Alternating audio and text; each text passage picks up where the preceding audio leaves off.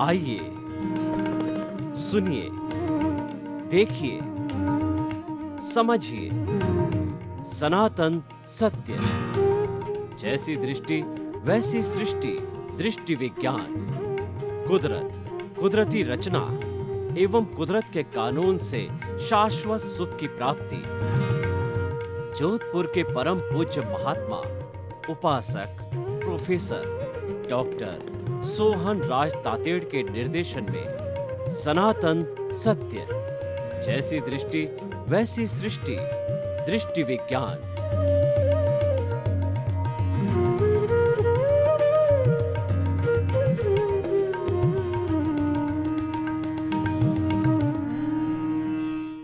भाई और बहनों, मातृशक्ति को नमन।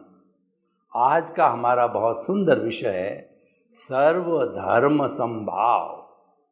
धर्म किसे कहा जाता है? धार्यति इति धर्म। जो धारण किया जाए, जो जीवन में उतारा जाए, जो चरित्र में उतारा जाए, जिसका पालन किया जाए, उसे धर्म कहा जाता है। जैसे कि कोई भी व्यक्ति जो है यह एक सिद्धांत धारण करता है कि honesty is the best policy. मैं जो है अनैतिकता नहीं करूँगा, डिसऑनेस्टी नहीं करूँगा, तो ये ऑनेस्टी का जो है पालन किया जाता है, चरित्र में ढाला जाता है, यह धर्म है। दूसरा, वस्तु सहावो धर्म। वस्तु के स्वभाव को धर्म कहते हैं। जैसे कि अग्नि है, तो अग्नि का स्वभाव है उष्णता देना। अगर अग्नि में हम हाथ डालेंगे तो हाथ में उष्णता आएगी, हाथ जल भी सकता है। और पानी का जो लक्षण है वह शीतलता है, ठंडक देना है। तो पानी का धर्म ठंडक हो गया और अग्नि का धर्म उष्णता हो गया। इसी तरीके से हर वस्तु के अपने अपने धर्म होते हैं। धर्म की बहुत सी परिभाषा है। एक परिभाषा यह भी है कि आत्मशुद्धि साधनम धर्म। जिस साधन से आत्मा की शुद्धि होती है, आत्मा की शुद्धि का अर्थ यह है कि आत्मा के साथ जुड़ा हुआ कॉजल बॉडी धीरे धीरे कम होता है, न्यून हो जाता है और वह एकदम घटता जाता है, तो उससे आत्मा की शुद्धि कही जाती है। यह भी एक परिभाषा है। तो इसीलिए धर्म की अनेकों परिभाषाएं हैं। तो हम जो है आज का विषय के अनुसार सर्वधर्म समभाव का अर्थ होता है जिस जिस की जो विचारधारा है, जिस जिस का धर्म के बारे में जो चिंतन है, जिस जिस का जो धर्म है, ईश्वर है, मंत्र है, मंदिर है, उन सब का समभाव करना, यानी उन सब के साथ में समानता का व्यवहार करना, उनको आदर देना। समभाव का मतलब है कि हम किसी की निंदा नहीं करें, उनको हम आदर दें, तो वह समभाव कहलाता है। सर्वधर्म दुनिया के अंदर आज बताते हैं लगभग 365 तरह के धर्म दर्शन हैं और भारतवर्ष में अकेले में 55 तरह के धर्म दर्शन हैं। तो जितने जितने धर्म दर्शन हैं उनका ईश्वर अलग है, मंत्र अलग है, उनके रिचुअल्स अलग है और जो है उनको पालन करने वाले अलग है, उनका फॉर्मेट अलग है, उनका जो है वह कहना चाहिए कोई संस्था है वगैरह है, हर एक का अपना अपना अलग होता है। और भारतीय संविधान के अंदर हर नागरिक को धार्मिक स्वतंत्रता है कि वो कोई भी धर्म अपनी इच्छा अनुसार स्वीकार कर सकता है, पालन कर सकता है। उसमें कोई पाबंदी या रोक टोक नहीं है। हमको संविधान से धार्मिक स्वतंत्रता मिली हुई है और लोग अलग अलग प्रकृति के अलग होते हैं, अलग अलग जाति के होते हैं, उनके हरेक के अपने अपने कुल धर्म होता है।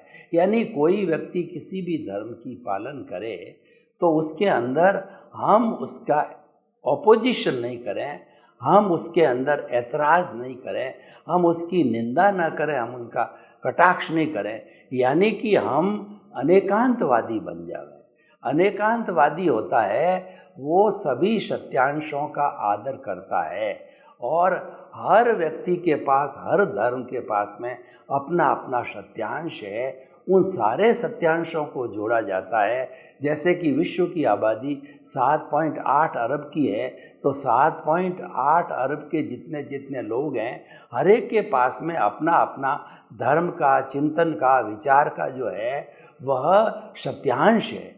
उस सारे सत्यांश को जब हम जोड़ते हैं तो परफेक्ट ट्रुथ बनता है। उसका नाम केवल ज्ञान है। और अभी भरत क्षेत्र के अंदर कोई केवल ज्ञानी है नहीं। जम्बू स्वामी ने जो है यहाँ पर मोक्ष के ताले लगा दिए।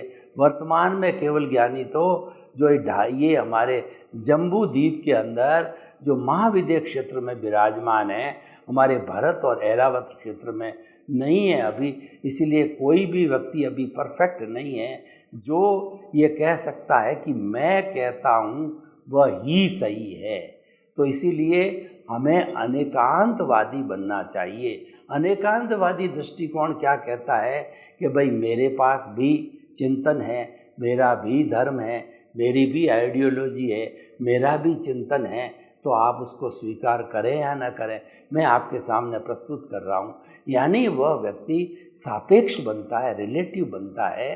तो वह अगर एक बार थोड़ा बहुत गलत भी है तो गलत होने के साथ साथ जो है वह रिलेटिव होने के कारण सत्य भी हो जाता है। और दूसरा व्यक्ति देखिए एकांतवादी कौन सा होता है कि वह कहता है कि मेरा विचार ही सही है, मेरा विचार, मेरा जो है वो ये आदेश सबको पालन करना पड़ेगा, मेरा धर्म ही ऐसा है जो कि मुक्ति दिलाता है, आपको मुक्ति प्राप्त करने के लिए मेरे धर्म में ही आना पड़ेगा। यानी वह एक दबाव की बात करता है, एकांतवादी दृष्टिकोण करता है। तो वह जो है अगर सही भी है तो भी निरपेक्ष हो गया, एब्सोल्यूट हो गया, जबकि एब्सोल्यूट की उसकी अर्हता नहीं है।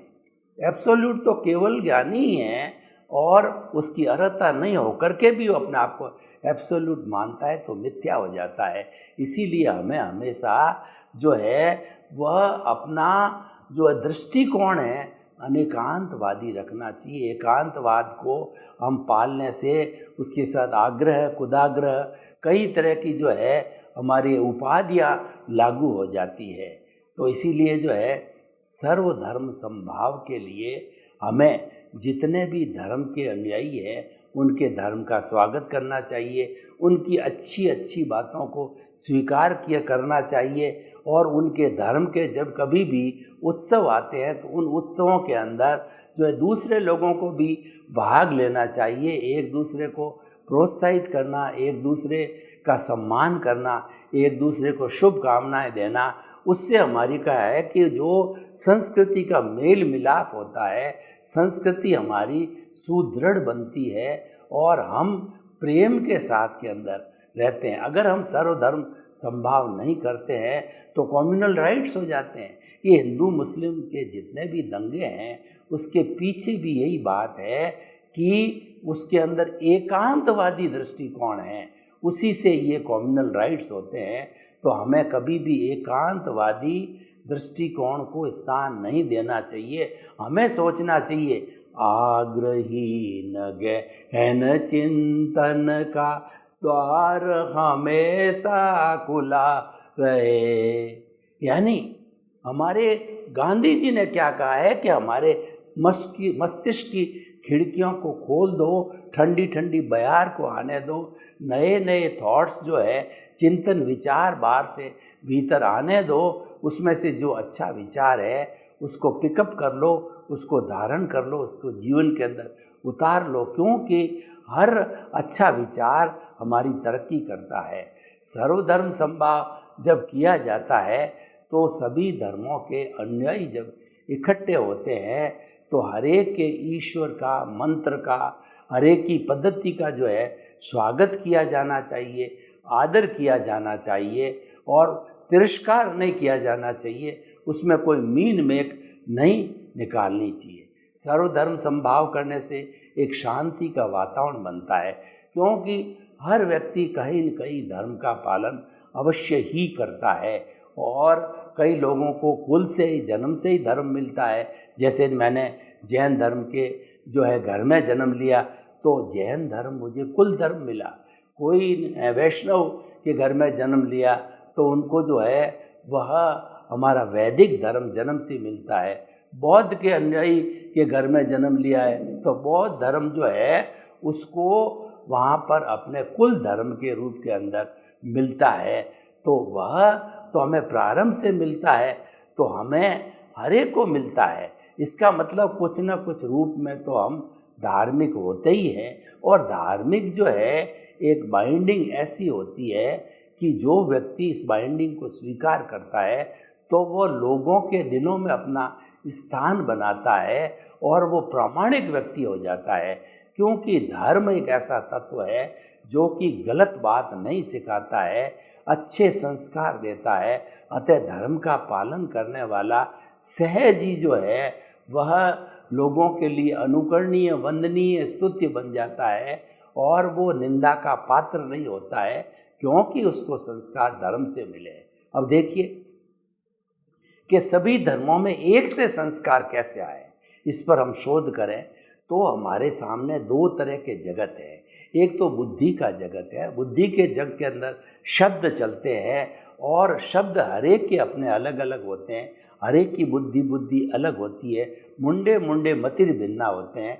जब बुद्धि अलग होती है, उनके शब्द अलग अलग हो जाते हैं, तो निश्चित रूप से उनका आशय भी अलग हो जाता है। यानी जो हमारी बुद्धि है ये हमको संसार में भटकाती है, राग द्वेष खड़ा करती है। यह कहती है कि I like it, I don't like it, मैं इसको लाइक करती हूँ, मैं इसको डिसलाइक करती हूँ, और ये इसको स्वीकार कर लो और इसको छोड़ दो। यानी वो राग द्वेष हर स्टेज पे पैदा करती है। तो उस राग द्वेष के कारण जो है हम एक दूसरे से कट जाते हैं, हम जुड़े हुए नहीं रह सकते हैं। लेकिन उसके बाहर आप जब शब्दों का संसार समाप्त कर दो, यानी आप इंद्रियों के परे इंद्रियातीत हो जाओ, अशब्द के जो है वो दायरे में चले जाओ, तो वह जो दायरा है हमारे तेजस शरीर का है, अवचेतन मन का दायरा है, और उस दायरे के अंदर जो केवल है हमको वाइब्रेशंस दिखाई देती है। वो शब्द है वाइब्रेशन में बदल जाते हैं और वो वाइब्रेशन सबको एक सा दिखाई देता है, उसमें हमको सत्य दिखाई देता है। Truth is God, God is truth है, और सम्यक दर्शन दिखाई देता है। और उन वाइब्रेशंस के अंदर जैसे हमारे भाव है, शुभ भाव और अशुभ भाव, वहीं उनका कन्वर्शन होता है, वहीं वो रूप लेते हैं। तो वह भी हमको मालूम पड़ता है कि शुभ लेशियाएँ या अशुभ लेशियाएँ, भीतर से कैसी लेशियाएँ आ रही है, क्योंकि लेशियाओं के अनुरूप ही हमारे भाव बनते हैं। यानी हमारा जो अवचेतन मन है वो एक डिसाइडिंग पॉइंट है, वो एक हमारा ऐसा टर्निंग पॉइंट है कि जहाँ से हम बदलते हैं, जहाँ से हमारा सुधार होता है, और जहाँ से जो है हम कुछ नया करते हैं, तो सारा बदलाव ट्रांसफॉर्मेशन होता है, वहाँ पर होता है। तो वो कहलाता है प्रज्ञा का संसार। प्रज्ञा जो है मोक्ष की प्रतिनिधि है, वह कभी भी गलत रास्ते पर नहीं ले जाती है। और वास्तव में देखिए तो प्रज्ञा जागृत कब होती है? ज्ञानी पुरुष के प्रज्ञा जागृत होती है। यानी जो है हमारा बहिरात्मा से अंतरात्मा बन जाता है, वह कर्ता पद से आत्म पद पर आ जाता है, तब जो है उसकी प्रज्ञा जागृत होती है। वह ज्ञान लेते ही जो है आत्मा की जो सत्ता है, उस सत्ता में से बाहर निकलती है प्रज्ञा। और प्रज्ञा जो है पूरा पुरुषार्थ का भाग है, जिसको हम प्रतिष्ठित आत्मा कहती है, उसको गवर्न करती है। प्रतिष्ठित आत्मा का अर्थ हुआ है कि वह सारा पुरुषार्थ करती है, जैसी जैसी प्रतिष्ठा करती है उसी के अनुसार वह चार्ज करती है, और वह चार्ज पीछे से लेकर के भी आती है, तो उसी के अनुरूप मैकेनिकल मोड से डिस्चार्ज भी होता है। प्रतिष्ठित आत्मा में हमारा मन, बुद्धि, चित्त, अहंकार, ये अंतःकरण होता है, ये प्रोसेसिंग फैक्ट्री है। अंतःकरण हमारे भावों की प्रोसेसिंग फैक्ट्री है। ये हमें अशुभ, शुभ और शुद्ध भाव जो है ये प्रोसेसिंग फैक्ट्री देती है। तो देखिए कि अब जो हमारा ये प्रज्ञा का जगत है, जो कि जुड़ा हुआ है हमारी प्रतिष्ठित आत्मा से, तो ये जगत हमें जो है हमेशा जो है अच्छी अच्छी बातें सिखाता है, अच्छे अच्छे संस्कार देता है, अच्छे चेक कर देता है। इस कारण से जो भीतर का जगत है वो जिसको इंट्यूशनल वर्ल्ड कहते हैं, बुद्धि के जगत को इंटेलेक्चुअल वर्ल्ड कहा जाता है। दोनों जगत अलग अलग है।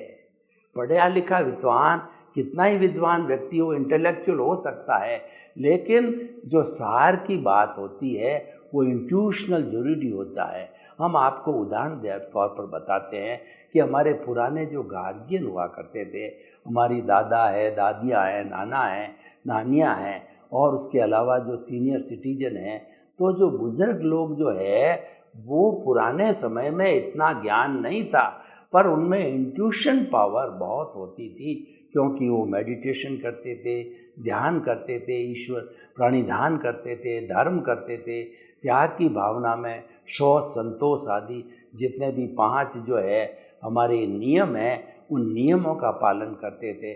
तो एकता को बनाए रखने के लिए हमें सभी धर्म गुरुओं को एक प्लेटफॉर्म पर बुलाना चाहिए। ये धार्मिक एकता बहुत बड़ी एकता होती है, और सहज ही व्यक्ति धर्म के प्रति श्रद्धा होने के कारण वो एक सूत्र के अंदर बन जाते हैं। तो सभी धर्मों के अनुयायी जब एक प्लेटफॉर्म पर आते हैं, अच्छे अच्छे संस्कार देते हैं, तो सारी पब्लिक देखती है, तो ये तो सभी धर्म वाले एक ही बात कहते हैं, तो फिर ये झगड़े टंटे कहाँ हैं। वो समझ जाता है ये जितने भी कम्युनल राइट्स कराए जाते हैं, जितनी भी जो है वो हार्मोनी करवाई जाती है, ये सब स्वार्थी तत्वों के द्वारा कराई जाती है। वो धर्म को तोड़ मरोड़ करके एकांतवादी दृष्टिकोण लोगों के सामने रखने से जो है ये कम्युनल जो है वो डिस्ट्रेस बनता है। तो इसीलिए हमें जो है हमेशा ये ध्यान रखना चाहिए कि हम किसी भी धर्म का अनादर न करें, और हर धर्म के अनुयायी को हम जो है आत्मतुल्यवत देखें। सबको हमारी आत्मा जैसी आत्मा समझेंगे तो कोई दिक्कत आनी नहीं है, क्योंकि मानव धर्म जो है, देखिए मानव धर्म क्या कहता है कि 7.8 अरब की जनसंख्या है, उसमें से किसी भी व्यक्ति का जो है आप खून निकाल करके देख लीजिए, वो लाल रंग का होगा। किसी भी व्यक्ति का खून सफ़ेद रंग का दिखाई नहीं देता है, क्योंकि ये हमारे में सब ये एक सूत्र देता है कि सारे मानव जाति एक है। तो मानव जाति एक है, तो हम क्यों लड़ रहे हैं? हम कुछ चीज़ों को, तुच्छ स्वार्थों को लेकर के लड़ रहे हैं, साम्राज्य के लिए लड़ रहे हैं, अपनी संस्कृति के लिए लड़ रहे हैं, अपने ईगो के लिए लड़ रहे हैं, और दूसरा धर्म के प्रति जहर उगला जाता है उसके लिए लड़ाई कर रहे हैं। ऐसे बहुत से कारण हो सकते हैं, तो हमें उन सब कारणों को छोड़ना है, और अगर हमको जो है विश्व एकता बनानी है तो सर्वधर्म समभाव करना चाहिए, क्योंकि यूनियन इज स्ट्रेंथ, एकता के अंदर बल है। और एकता लाने का सबसे बड़ा सूत्र जो है, सबसे बड़ा आलंबन है, वो धर्म हो सकता है, क्योंकि धर्म से जो है वो सहज ही व्यक्ति की श्रद्धा जम जाती है। दूसरी चीज़ों के माध्यम से जो है श्रद्धा जमाना बहुत कठिन होता है, लेकिन धर्म एक ऐसा तत्व है कि लोग अपने अपने धर्म के प्रति बहुत श्रद्धाशील होते हैं, और जब उनको जो है वो मानव धर्म की बात कही जाती है, सर्वधर्म समभाव की बात को ढंग से समझाते हैं, तो उनके समझ में आ जाती है कि ये सर्वधर्म समभाव एकता का सूत्र है, सर्वधर्म समभाव सर्वोदय का सूत्र है, सर्वधर्म समभाव जो है, जो समभाव है, ये अंत्योदय का सूत्र है। कुल मिलाकर के हमारे जीवन में जितने भी टकराव है, झंझट चीज़ें हैं, तो वो सारा उद्गम स्थल है, वह है एक दूसरे धर्म का दूसरे से टकराव होना है। जाति भी उसके साथ जुड़ जाती है, कुल भी जुड़ जाते हैं, और धर्म के रूप के अंदर जुड़ करके वो आपस में लड़ते हैं। तो हमें सर्वधर्म समभाव के द्वारा वसुधैव कुटुंबकम की एकता करनी है। सर्वधर्म समभाव के द्वारा जो है हमको अपने समाज की अच्छी रचना करती है। समाज में भी कई धर्मों के लोग रहते हैं, तो सबके साथ एकता बनाए रखने के लिए हमें हर एक के धर्म को आदर करना चाहिए। अब आप देखिए कि वास्तव में जो धर्म की बात होती है उसके जो है सूत्र होते हैं वो सब बुराइयों से दूर रखने वाले होते हैं, वो भलाइयों से जुड़े हुए सूत्र होते हैं। कोई भी धर्म जो है ये नहीं कहता है कि हिंसा करो, झूठ बोलो। हर धर्म ने अहिंसा, सत्य, चौर्य, ब्रह्मचर्य और अपरिग्रह सबको जो है वो महाव्रतों के रूप में या बड़े जो है विषयों के रूप में स्वीकार किया है।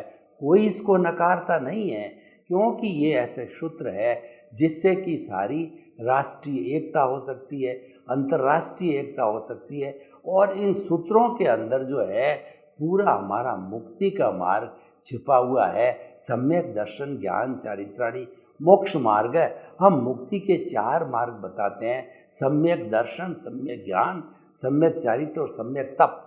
ये चारों मार्ग तो हमने बताए, पर उन मार्गों को पोषण देने वाला धर्म है। उसमें अपने अपने शास्त्र होते हैं, तो शास्त्रों के माध्यम से जो है हम धर्म सीखते हैं, प्रशिक्षण लेते हैं, लोगों को बताते हैं। तो हम आपको ये कहना चाहते हैं कि जो आज का विषय सर्वधर्म समभाव है वो समसामयिक विषय है। तो हमें हरेक के धर्म को, हरेक की विचारधारा को, हरेक के ईश्वर को, हरेक के मंत्र को जो है सम्मान की दृष्टि से देखना चाहिए। और इसमें देखिए, आपकी कोई भी धार्मिक जो है स्वतंत्रता का हनन नहीं होता है। आपका जो भी देव है वो आपका ही रहेगा, जो भी गुरु है वो आपका ही रहेगा, जो धर्म है वो आपका ही रहेगा। वो सर्वधर्म समभाव का अर्थ ये नहीं कि हम धर्म रूपांतरण कर रहे हैं, हम धर्म परिवर्तन कर रहे हैं। कुछ लोगों ने सर्वधर्म समभाव के साथ में जो है ये धर्म रूपांतरण का जो है अपना स्वार्थ की बात को जोड़ करके इसको दूषित कर दिया। इसी कारण से सर्वधर्म समभाव आज ये थोड़ा हेजिटेशन का काम बन गया है, लेकिन ऐसी कोई बात नहीं है।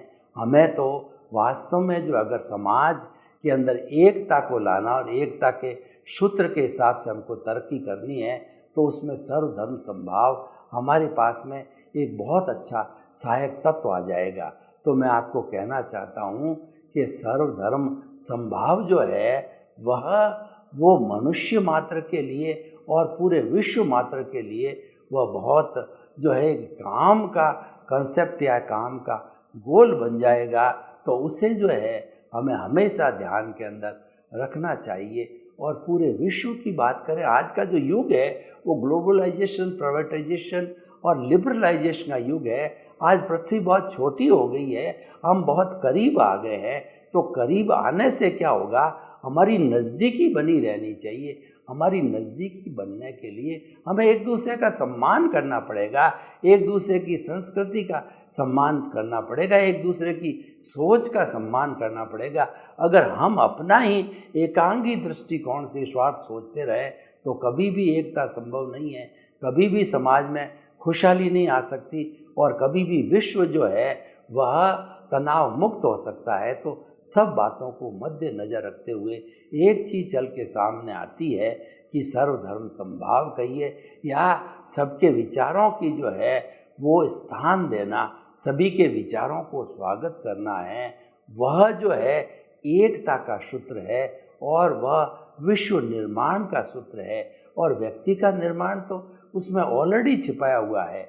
हमें कोशिश ये करना चाहिए कि हमें आध्यात्मिक वैज्ञानिक व्यक्तित्व का निर्माण करना है। हमें एक ऐसे इंसान का निर्माण करना है जो आध्यात्मिक दृष्टि से और वैज्ञानिक दृष्टि से, दोनों दृष्टि से सक्षम है और दोनों दृष्टि से जो है वो पारंगत, होशियार, इंटेलिजेंट है।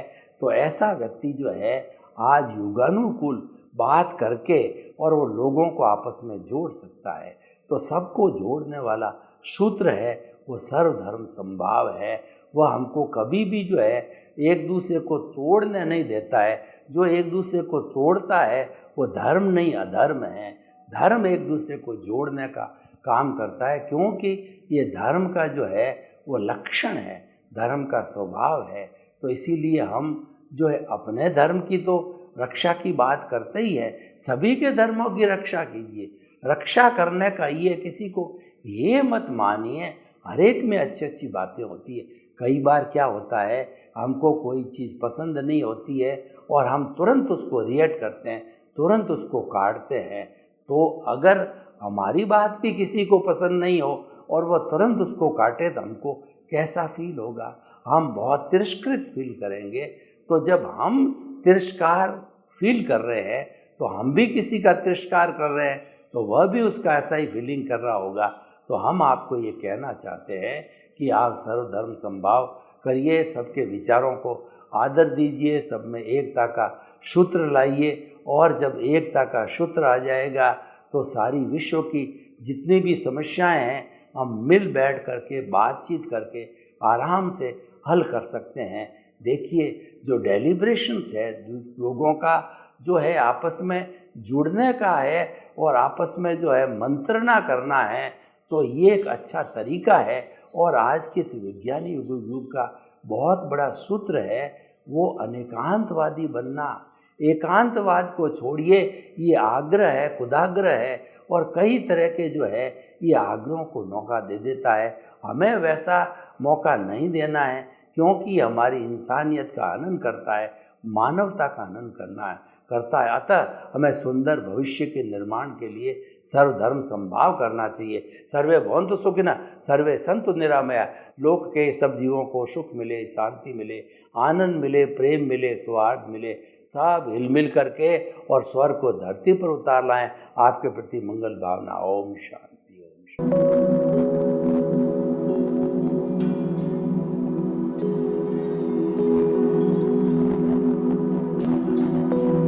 एक ऐसा अंतर्राष्ट्रीय ख्याति प्राप्त मानव जो गुरु प्रेरणा से पिछले 20 वर्षों से वानप्रस्थ जीवन जीते हुए 24 घंटे मानवता की सेवा में संलग्न है। एक ऐसा मानव जो अभी राष्ट्रीय, अंतर्राष्ट्रीय टीवी चैनलों पर 7,500 एपिसोड के माध्यम से सनातन सत्य, आत्मविज्ञान एवं पुनरुत्थान, व्यवहार एवं निश्चय जगत के जीवनोपयोगी विषयों पर हृदय स्पर्शी प्रवचन कर चुका है। उस मानव का नाम है महात्मा उपासक प्रोफेसर डॉक्टर सोहन राज तातेड़। प्रोफेसर तातेड़ द्वारा योग, दर्शन, शिक्षा विषयों पर रचित पीएचडी स्तर के 250 शोध ग्रंथ भारत के 100 प्रतिष्ठित विश्वविद्यालयों में शोधार्थी पढ़ रहे हैं तथा वे सभी शोध ग्रंथ वहां की सेंट्रल लाइब्रेरियों में उपलब्ध हैं। महात्मा सोहन राज ने अभी तक हजारों स्कूलों, कॉलेजों, विश्वविद्यालयों एवं संस्थाओं में सेमिनार, वर्कशॉप, कैंप लगाकर लाखों विद्यार्थियों को योग, दर्शन, शिक्षा का प्रशिक्षण देकर उन्हें सुसंस्कारित किया। डॉक्टर तातेड़ ने भारतीय संस्कृति उत्थान के 4000 से अधिक समसामयिक विषयों पर आर्टिकल लिखकर ऑनलाइन जर्नल, पत्रिकाओं, वेबसाइट्स पर प्रकाशित किया, जिसका उपयोग लाखों पाठक कर रहे हैं। उपासक तातेड़ के 5000 से अधिक आज का सुविचार, आज का शुभ संदेश, आज का मंगल भावना योग आदि चिंतन websites, Twitter, blogger, Facebook, YouTube माध्यमों से लाखों लोग अपना जीवन निर्माण कर रहे हैं। मानवता के मसीहा ऐसे महामानव महात्मा सोहन राज तातेड़ के प्रोफाइल को अभी तक विश्व के 20 लाख दर्शक यूट्यूब पर, 12 लाख गूगल पर एवं लाखों दर्शक फेसबुक, ब्लॉगर, ट्विटर और इंस्टाग्राम पर देख चुके हैं।